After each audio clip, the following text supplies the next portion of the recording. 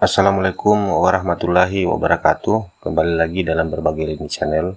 Dalam video kali ini saya akan membahas mengenai pertanyaan teman-teman peserta seleksi CPNS maupun seleksi P3K yang telah melaksanakan seleksi kompetensi dasar maupun seleksi kompetensi teknis. Di mana pertanyaan ini paling banyak ditanyakan, yaitu bagaimana jadinya jika di dalam satu formasi tidak ada satupun yang lolos nilai ambang batas atau passing grade. Pertanyaan ini paling banyak ditanyakan oleh teman-teman atau peserta yang merupakan pelamar tunggal dalam formasi tersebut, ataupun teman-teman yang dalam formasi yang dilamar jumlah kebutuhan formasinya lebih banyak daripada jumlah pelamarnya. Dan sebelum kita lanjut ke pembahasannya, seperti biasa, untuk teman-teman yang baru mampir ke channel saya, silakan untuk menekan tombol subscribe serta menyalakan tombol notifikasinya, serta silakan dibagikan video ini sehingga video ini tidak berhenti di kalian saja, karena kemungkinan besar masih banyak teman-teman yang sangat-sangat membutuhkan terkait informasi ini. Ya, terima kasih atas subscribe yang telah diberikan oleh teman-teman. Semoga kita semua dilancarkan rezekinya. Amin ya robbal alamin. Ya, baik.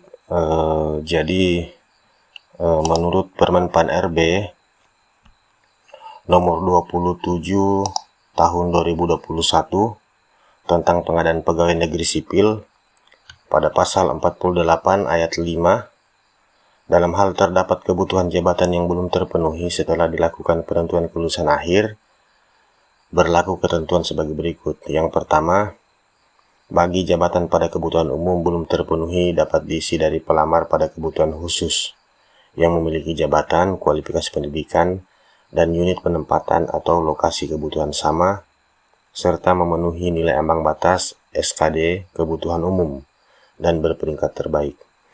Jadi untuk poin pertama ini, jika kita analisa, maksudnya ini jika formasi umum tidak terpenuhi dapat diisi dari kebutuhan formasi khusus. Jadi formasi khusus ini contohnya seperti disabilitas, cum laude, diaspora, putra-putri Papua atau putra-putri Papua Barat, dengan ketentuan memiliki jabatan, kualifikasi, maksudnya kualifikasi pendidikan, dan unit penempatan atau lokasi yang sama, serta memenuhi passing grade seleksi kompetensi dasar dan berperingkat terbaik.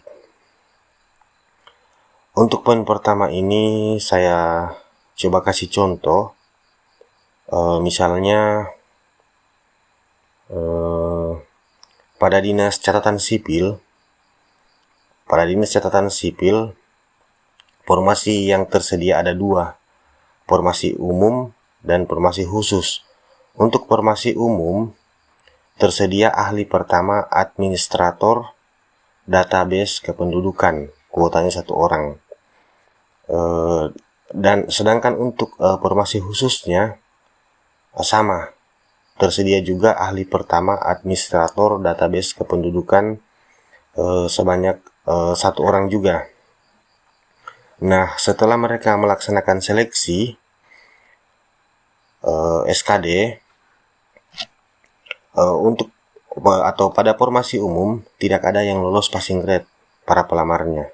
Nah, sementara di formasi khusus atau disabilitas yang lolos passing grade ada 2 orang. Bisa jadi peringkat yang kedua yang berada pada formasi khusus atau disabilitas dipindahkan ke formasi umum untuk mengisi kekosongan pada formasi umum karena tidak ada yang lolos passing grade.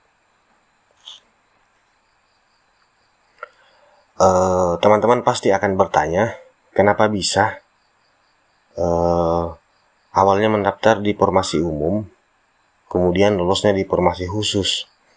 Ya, seperti yang saya jelaskan atau tertuang dalam pasal 48 ayat 5 poin 1 ini, jika terjadi kekosongan atau bahkan belum terpenuhinya suatu formasi dapat diisi dari formasi lain dengan ketentuan memiliki jabatan, kualifikasi pendidikan, dan unit atau lokasi kebutuhan yang sama, serta intinya, saya ulangi, serta intinya lolos passing grade. Jadi itu untuk pasal 48 ayat 5 untuk poin 1. Nah, untuk poin keduanya, bagi jabatan pada kebutuhan khusus belum terpenuhi dapat diisi dari pelamar pada kebutuhan umum dan kebutuhan khusus lainnya yang memiliki jabatan, kualifikasi pendidikan, dan unit penempatan atau lokasi kebutuhan sama, serta memenuhi nilai ambang batas SKD kebutuhan umum dan berperingkat terbaik. Jadi kalau kita mengamati atau melihat poin kedua ini merupakan kebalikan dari poin yang pertama. Jika kebutuhan khusus yang belum terpenuhi dapat diisi dari yang berkebutuhan umum dengan ketentuan yang tetap sama, memiliki jabatan, kualifikasi pendidikan, dan unit penempatan atau lokasi kebutuhan yang sama, serta intinya lolos passing grade. Maksudnya lolos passing grade pada seleksi kompetensi dasar. Nah, kita lanjut pada pasal yang sama, pasal 48 pada ayat 7.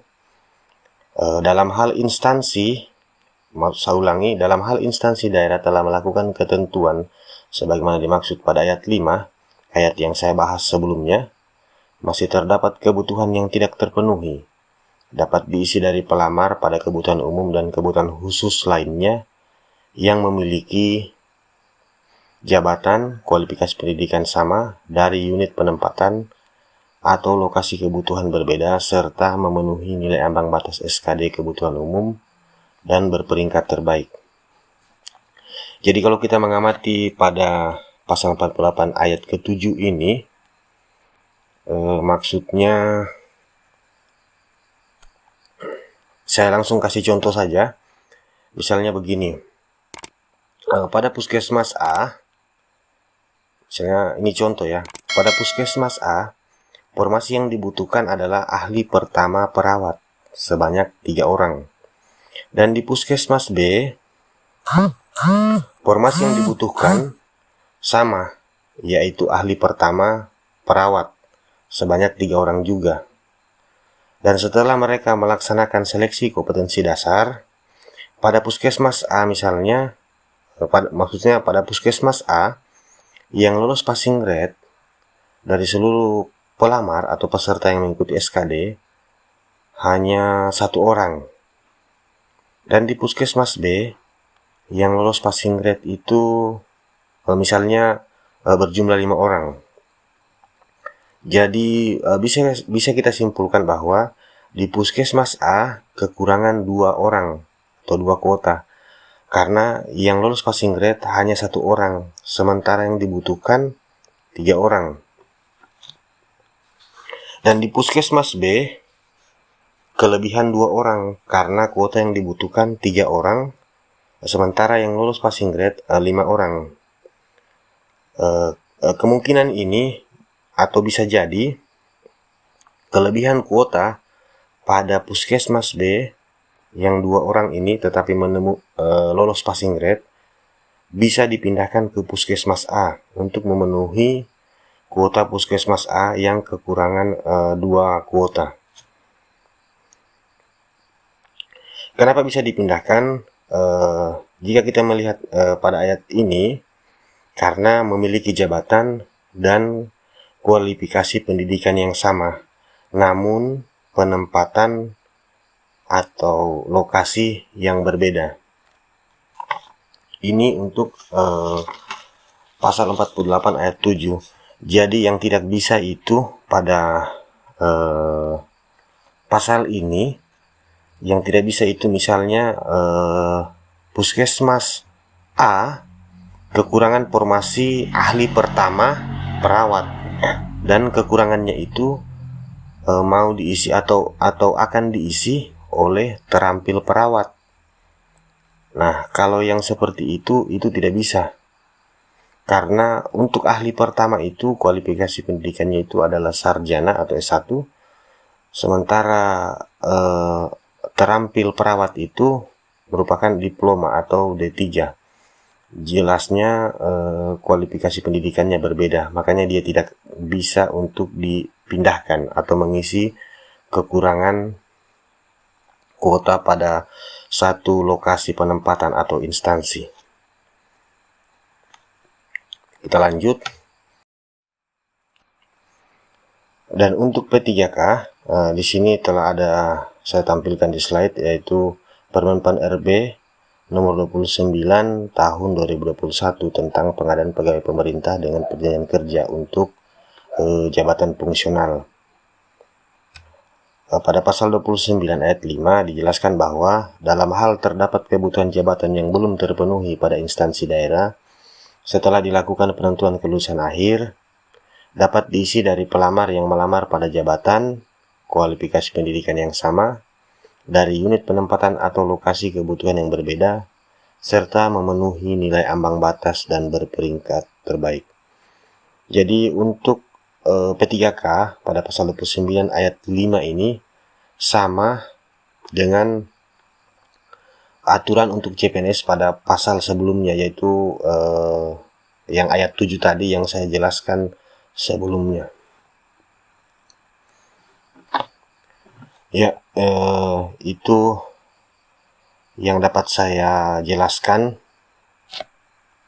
dan itu merupakan analisa dari saya dalam hal ini versi berbagai lini channel yang dapat saya sampaikan melalui video ini. Semoga teman-teman dapat